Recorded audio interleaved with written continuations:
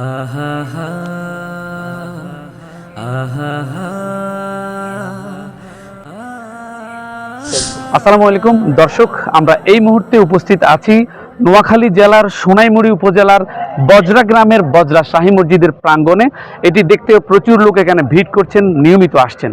তো আমরা আপনাদেরকে মসজিদটি ঘুরে দেখাবো, তার আগে এখানকার দায়িত্বপ্রাপ্ত ইমাম সাহেবের মুখ থেকে শুনবো মসজিদের সংক্ষিপ্ত ইতিহাস। আসসালামু আলাইকুম। ওয়ালাইকুম আসসালাম। আসসালামু আলাইকুম রহমতুল্লাহ। আমার নাম হচ্ছে ইমাম হাসান সিদ্দিকী।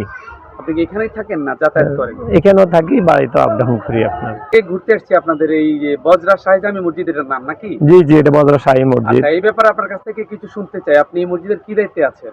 আমি মসজিদের ইমাম হিসেবে আছি। আপনার কত বছর ধরে আছেন? আমার 27 বছর রানিং। এখানে আপনার 27 বছর? জি। আপনার বাড়ি কোথায়? আমাদের বাড়ি মিরওয়ারিশপুর, এদিকেই বেগমগঞ্জ উপজেলার মধ্যে।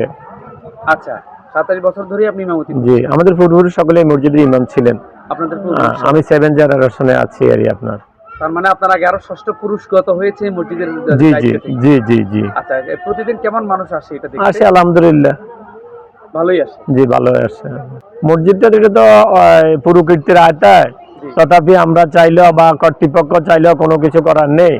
এটা যেটা করতে হবে এটা প্রকৃতির রাষ্ট্রীয়ভাবে এটা ইয়ে করা হবে। আর এমনি মসজিদে যাত্রীদের সংকুলন না হওয়ার কারণে উত্তর পাশে হ্যাঁ প্রায় 4200 স্কোয়ারে আপনার দোতলা ইয়ে করা হয়েছে আর বর্ধিত করা হয়েছে আর। মসজিদের ইতিহাস যদি সংক্ষিপ্ত আকারে একটু মোগল সম্রাট মোহাম্মদ শাহর আমলে আলিবুদ্দি খাঁর রাজত্বকালে 1154 হিজরি 1139 বাংলা 1732 খ্রিস্টাব্দে এই দিল্লি শাহী মসজিদের আদলে এই মসজিদটা নির্মাণ করেন। আর মসজিদ নির্মাণের পিছনে যে ইতিহাস সেটা হচ্ছে, তখন পুরোটাই ভারতবর্ষ ছিল।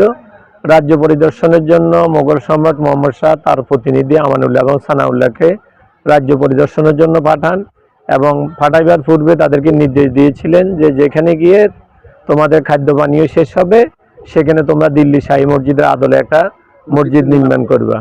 তো ধারাবাহিকভাবে একসময় ওনাদের খাদ্য পানীয় শেষ হয়ে গেল। এখানে না, এখানে আপনার বুলবুলি নামে একটা নদী ছিল, ওই নদী দিয়ে ওনারা এদিকে আসছেন, নদী পথে আসছেন। আর ওনারা বজ্র করে আসছিলেন, তখন তো একমাত্র বাহন ছিল আপনার নৌপথ। নৌপথে ওনারা বজ্র করে আসছিলেন। বজ্র অর্থ যে ডিঙ্গি, সাজানো গোছানো ডিঙ্গি, ওইটা অথবা যে বজ্র করা হয়েছে। এর পরবর্তীতে ওনারা এখানে বসতি স্থাপন করছেন, দিঘি খনন করছেন। 25-26 বছর সময় নিয়ে এই মসজিদ নির্মাণ করলেন। 25 থেকে 26 বছর নিয়ে।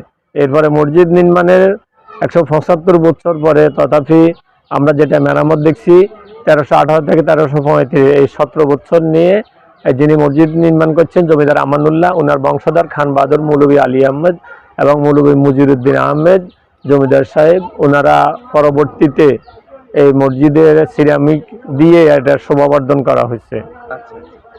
অনেক ধন্যবাদ আপনাকে। ঠিক আছে, জি আচ্ছা, আসসালামু আলাইকুম ওয়া রাহমাতুল্লাহ।